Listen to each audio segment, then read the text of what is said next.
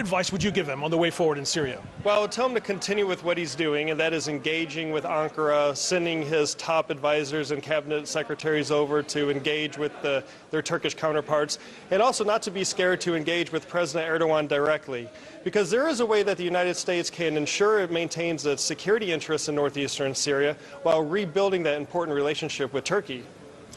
Do you think people back home in Washington understand what the YPG and the PKK terror group stands for? Well, absolutely not, obviously, because that's how we got to where we are today. There's been this very simplistic, intellectually lazy approach to this issue in Washington policy circles. And there's been no differentiation between the different groups of Kurds, who the U.S. was arming, what do they stand for, who their adversaries are. And none of this was really factored in because there was this drive to defeat ISIS at all costs. And because of this, the policy of arming the YPG, PKK terror group was doomed from the beginning because it planted a seed with Turkey that grew into this tree of mistrust, so to speak.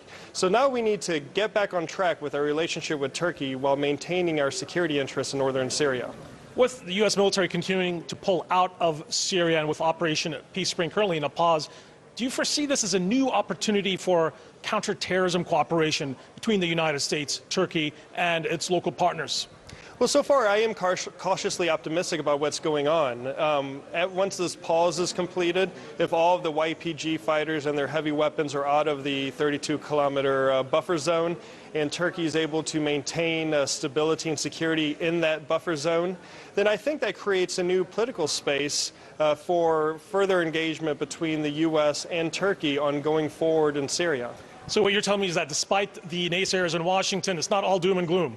I don't think it's all doom and gloom. There are a lot of naysayers, don't get me wrong, but there's been a lot of naysayers since President Trump has come to office as well, so that's nothing new. But it seems to me that he's on the right path on this one so far. Well, so far so good, but let's see what happens in the next few days when the pause ends, and let's see if the U.S. can ensure that the YPG fighters get out of the buffer zone and ensure that we can get back on track with our important bilateral relationship with Ankara.